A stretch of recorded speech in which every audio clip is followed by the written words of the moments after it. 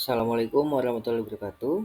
Kenalkan, nama saya Bian Ramdan Banu dengan NIM M08220001 dan teman saya Syarifah Asnar Rosyida dengan NIM M08220079. Di sini kami ingin mempresentasikan mengenai pengelolaan jasa lingkungan karbon, studi kasus negara Panama dan Kenya. Yang pertama ada pengelolaan jasa lingkungan karbon di Panama. Skema pembayaran karbon di komunitas adat IPT Embera, Panama merupakan bagian dari proyek offset karbon sukarela yang dijalankan melalui mekanisme RIID Plus dan pendekatan Payment Ecosystem Service atau PS. Melalui mekanisme skema ini, penyediaan jasa ekosistem mendapatkan pembayaran atau kontribusi mereka dalam mengurangi emisi gas rumah kaca melalui pelestarian hutan atau penerapan praktik penggunaan lahan yang ramah lingkungan. Pembayaran ini dihitung berdasarkan jumlah karbon yang berhasil diserap atau tidak dilepaskan ke atmosfer. Penelitian ini, yang bekerja di Tierra Colectiva dan Smithsonian Tropical Research Institute (STRI), pertama kali berkolaborasi dengan komunitas proyek pengurangan karbon hutan pada awal 2000-an sebagai bagian dari mekanisme RIID Plus sukarela untuk menghadapi deforestasi. Kemudian keterlibatan pembayaran karbon ini yang pertama ada dari STRI yaitu Smithsonian Tropical Research Institute sebagai pembeli kredit karbon. Kemudian ada OUDCIE, organisasi non-pemerintah berbasis komunitas yang menerima dan mengelola kredit karbon. Dan ada masyarakat, sekitar 24 keluarga dari komunitas lokal sebagai peserta proyek.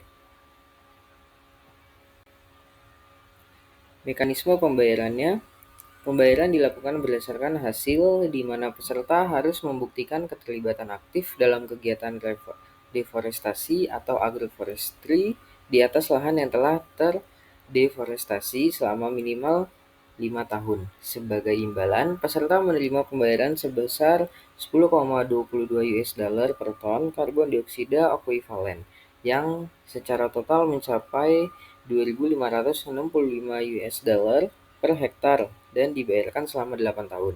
Mekanisme pembayaran ini melibatkan pemantauan tahunan atas kepatuhan peserta terhadap kontrak penggunaan lahan selama 25 tahun.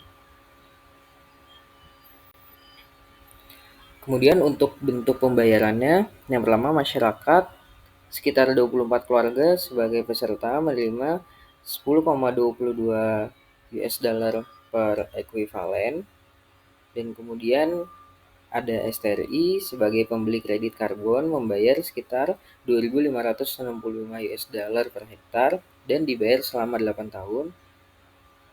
Kemudian ada OUDCIE, 80% dana diberikan langsung kepada peserta dan 20% dana diberikan kepada OUDCIE sebagai organisasi lokal. Dan terdapat benefit lainnya yaitu selain uang tunai, peserta juga menerima bibit, pupuk, pestisida, dan pelatihan teknis. Selanjutnya yaitu pengelolaan jasa lingkungan karbon di negara Kenya.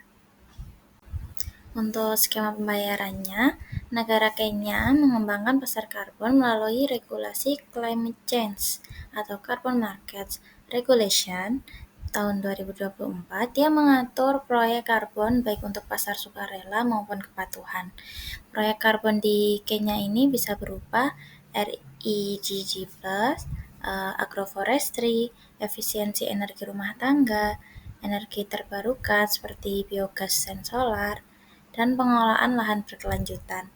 Nah, semua proyek ini harus didaftarkan dalam National Carbon Registry dan disetujui oleh Designated National Authority atau DNA, yaitu National Environment Management Authority, yaitu NEMA. Untuk yang terlibat dalam pembayaran karbon sendiri, yang pertama ada pemerintah. Nah, ini melalui NEMA sebagai DNA-nya, sebagai pengawas dan memberi izin proyek karbon. Kemudian ada pengembang proyek seperti NGO, perusahaan, atau komunitas sebagai pengelola dan pelaksana proyek karbon. Selanjutnya ada komunitas lokal ini pemilik atau pengelola lahan yang wajib dilibatkan dalam Community Development Agreements.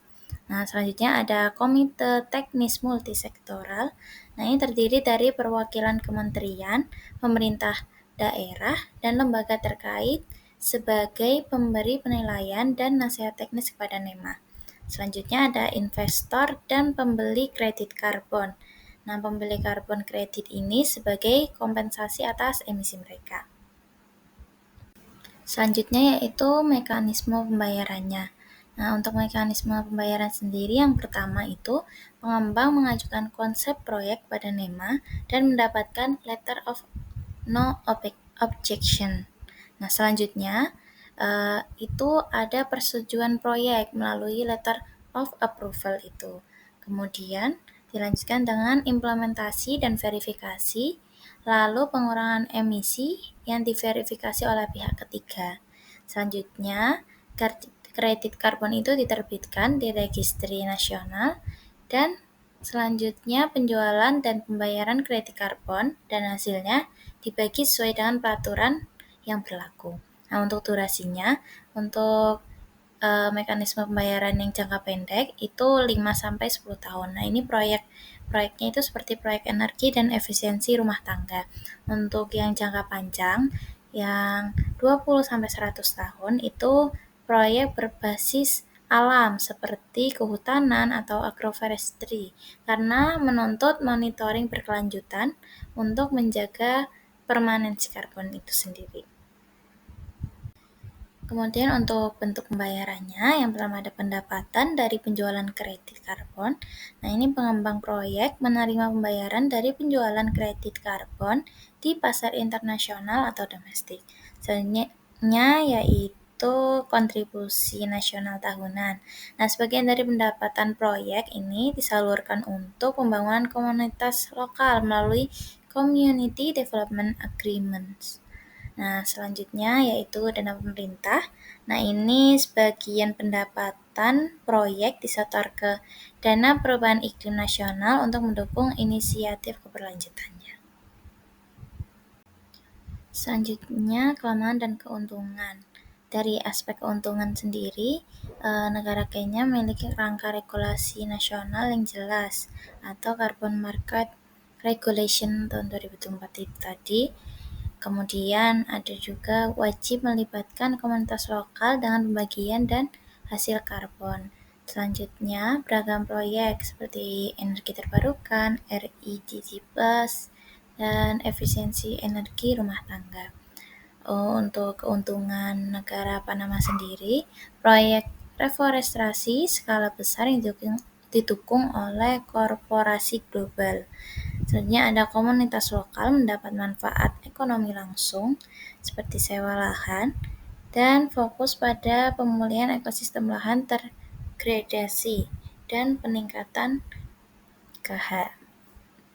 Selanjutnya untuk kelemahannya dari negara Kenya sendiri, proses regulasinya itu kompleks dan birokratis.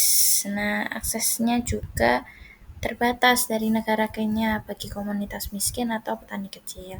Untuk negara Panama sendiri, kelemahannya yaitu belum ada regulasi nasional khusus yang mengawasi dan potensi greenwashing karena dominasi perusahaan besar. Berikut merupakan referensi-referensi yang kita ambil.